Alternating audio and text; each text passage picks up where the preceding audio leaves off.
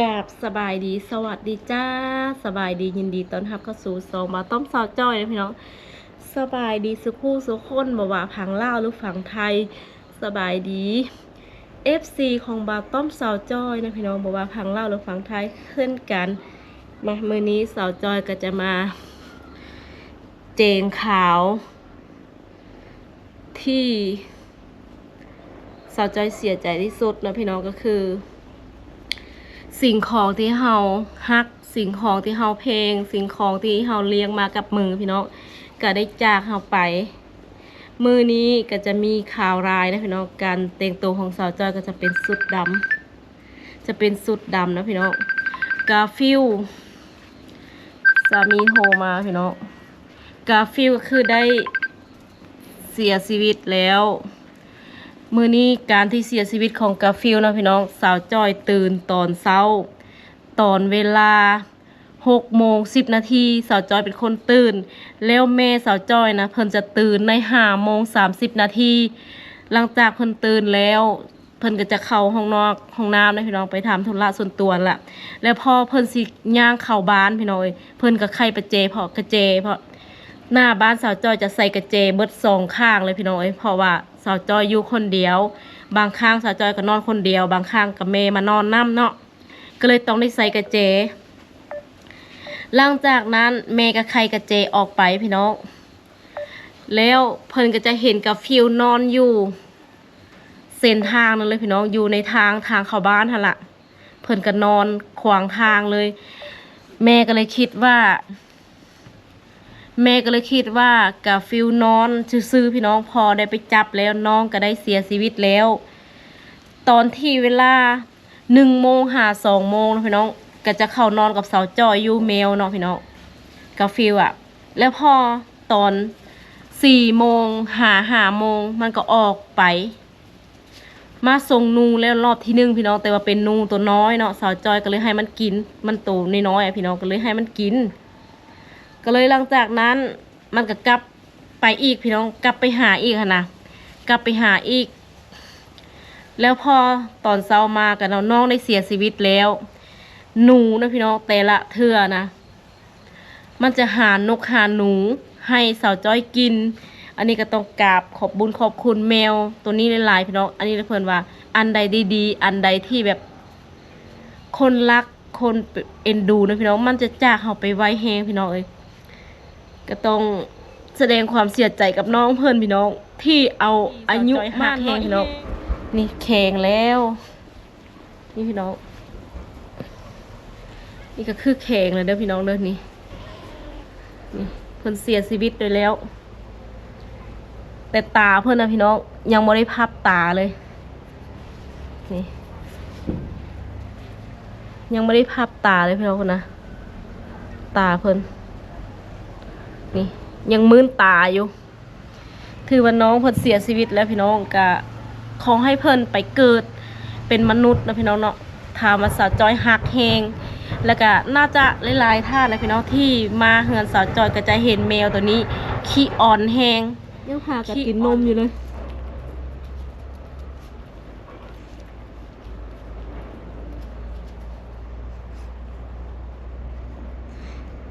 น่าจะเห็นเมย์ในมื้อสุดท้ายแล้วมันนี่นะน่าจะเห็นเมย์ในมื้อสุดท้ายแล้ว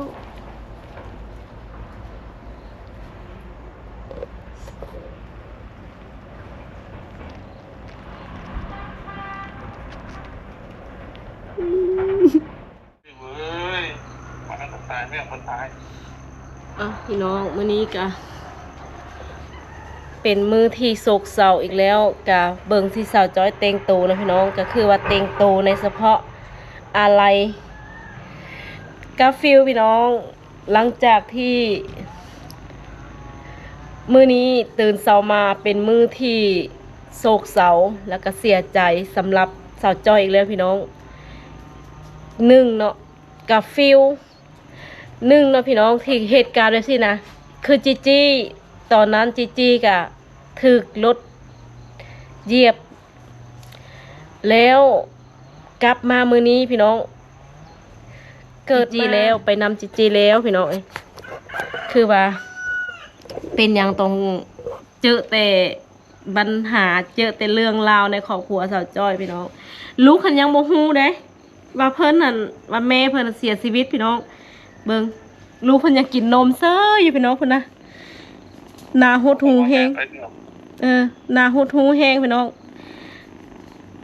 หน้าหดหูแฮงยังกินนมแต่บ่ฮู้ว่าน้ำนมเพิ่นออกมันหรือบ่ออกนะพี่น้องก็เพิ่นก็ยังมุดมูหัวแล้วก็ยังบ่ฮู้อีโนอีเหน่หยังเลยพี่น้องคิดว่าแม่เพิ่นให้นอนให้ลูกกินนมแต่สุดท้ายแม่เพิ่นก็ได้จากไปแล้วแมวตัวนี้นะพี่น้องคือว่าดีแฮงสำหรับสาวจ้อยเด้อย้อนหยังบ่ได้อยู่เฮือนเลยแต่ละคืนนะพี่น้องเพิ่นจะไปหานกหาหนูให้สาวจ้อยสาวจ้อยก็หลายๆท่านอาจจะได้เห็นที่สาวจ้อยกินนกกินหนูแล้วพี่น้องก็คือว่าสาวจ้อยบ่ได้ไปหาเองอันนี้คือกาฟิลเพิ่นไปหาให้อันนี้แหละเขาเอิ้นว่าอันใดดีๆอันใดที่แบบดีอะนะพี่น้องมักจะจากเขาไปไวแห้งเลยกาฟิลนี่นะบ่เคยกินเครื่องในเฮือนจักเทื่อบ่เคยกินปูกินปลาบ่เคยกินเนื้อกินซีนอยู่ในเฮือนมีแต่สิไปหาแมวไปหาหนูไปหานกให้สาวจ้อยกินพี่น้องเพิ่นน่าจะในเมื่อพอเพิ่นบ่อยู่พี่น้องในเมื่อพอเพิ่นบ่อยู่เพิ่นก็บ่มีสาวจ้อยก็บ่มีไผหาเนาะกาฟิลก็เลยเป็นเสาหลักให้สาวจ้อยเลยเป็นเสาหลักให้สาวจ้อยเลยพี่น้องหาหนูให้ไปหาหนูหานุกให้พี่น้องมื้อนี้สาวจ้อยก็ได้แจ้งข่าวให้พ่อเพิ่นฮู้ว่ากาฟิลเสียชีวิตแล้วอ่ะเป็นจังได๋อ้ายกาฟิลบ่อยู่แล้วสวัสดีครับพ่อแม่พี่น้องทุกคนเนาะสวัสดีครับสวัสดีก้าวสวัสดีเนาะเพราะว่ามีแต่เรื่องสูญเสียเนาะบ่ว่าจะทางข่าวประเทศไทยสูญเสียเนาะแล้วก็ได้มาเจอการสูญเสียอยู่ทางบ้านอีกก็คือสัตว์เลี้ยงของเขานะสัตว์เลี้ยงตัวนี้นี่ถือว่าดีแห้งนะได้หลายท่านที่เคยมาบ้านผมนะแต่น้องคนนี้นะแมวตัวนี้นะจะเป็นแมวขี้อ่อนเลยถ้าสมมติว่าไผที่เคยมาบ้านผมเนาะถ้า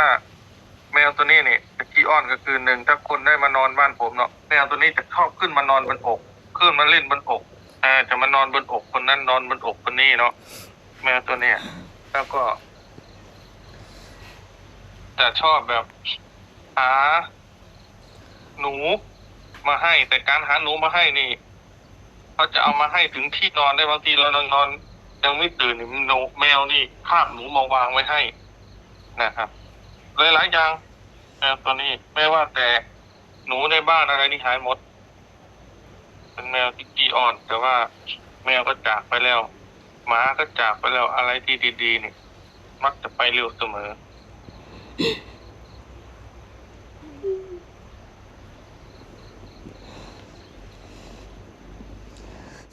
อ่ะนี่แหละความตายแขนคอทุกบาดยางอีหลีพี่น้องเอ้ยความตายแขนคอทุกบาดยางบอกว่าเฮาสิอยู่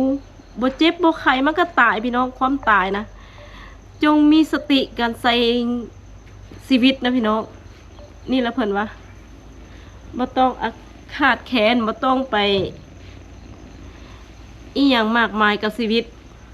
กาฟิลตาเพิ่นก็บ่ได้รับได้พี่น้องนี่พี่น้องเห็นบ่นี่ตาเพิ่นก็นี่พี่น้องบ่ต้องเป็นห่วงเป็นใยเด้อลูกเด้อขอให้หลานรับสบายเด้อขอให้หลานรับสบายบ่ต้องเป็นห่วงเป็นใยให้นอนรับเด้อลูกเด้อลูกหันแม่สิดูแลให้เอง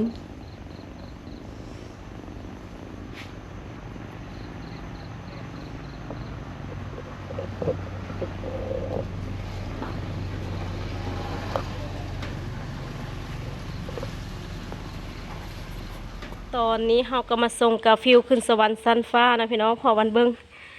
ตาย ตายก็บ่ได้รับตาเลยเด้พี่น้องตาข้างอยู่เป็นหูเป็นใหญ่ลูกมันลูกยังกินนมอยู่พี่น้องยังบ่ฮู้ว่าแม่ตายคือว่าบีบหัวใจค่อยแท้ภาพนี่พี่น้องเอ้ยบ่ได้เป็นอีหยังเลยพี่น้องค่อยตื่นขึ้นมาเนาะค่อยก็แม่หั่นน่ะไปเก็บเอาอยู่ปากทางพุ่นพี่น้องน่าจะรถเหยียบบ่รู้จังใดนี่แหละนอนควงปากทางเข้าบ้านเลยตายไวแท้วิวเอ้ยกินข้าวกินน้ำซะเด้อล่ะเอ้ยโตคือเอาอายุมาน้อยให้เด้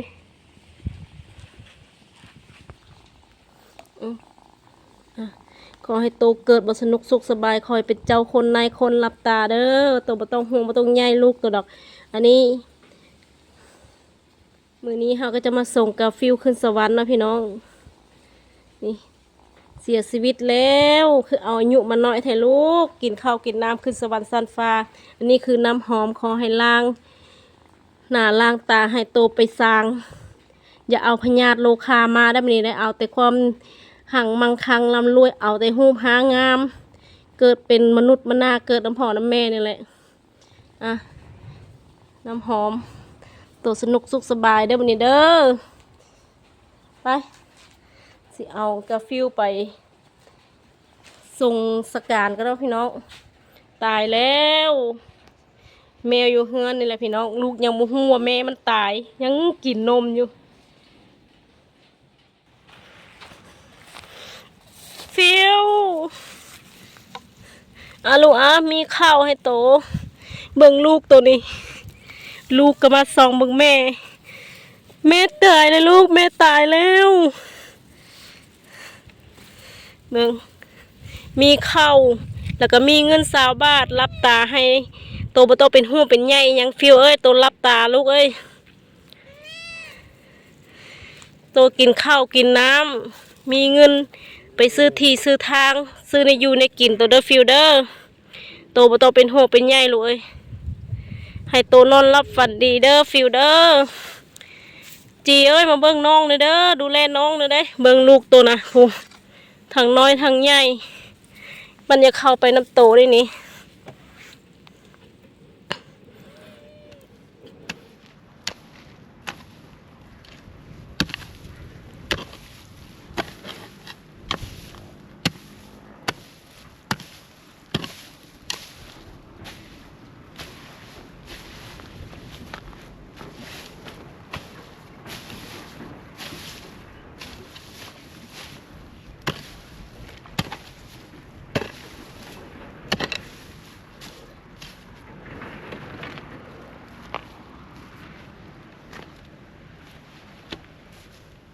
ให้โตเกิดบ่เสิร์ชเลิศล้ำเด้อ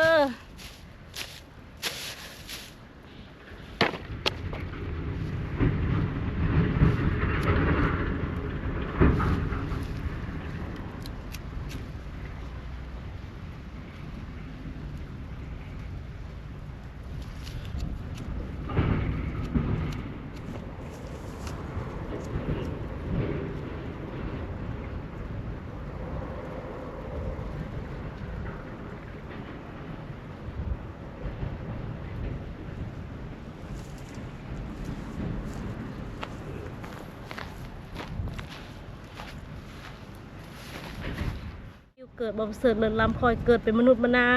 เกิดสัตว์นาขอให้เฮาได้เป็นลูกแม่ลูกกันอีกขอให้ตัวเกิดเป็นลูกของแม่เด้อฟิลเดอร์ขอให้ไตไปปลอดภัยขอให้ขึ้นสวรรค์สั้นฟ้าเด้อเกิดสัตว์นาคอยเอาอายุมาหลายๆเด้อฟิลเดอร์สาธุเป็นยังเขาต้องจากกันเนาะฟิลเนาะ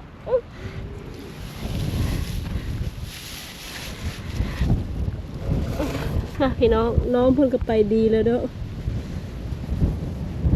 บ่อนั้นก็จะเป็นจีจี้พี่น้องภาคนี้ก็จะเป็นกาฟิลต้นทุเรียนอยู่ข้างกลาง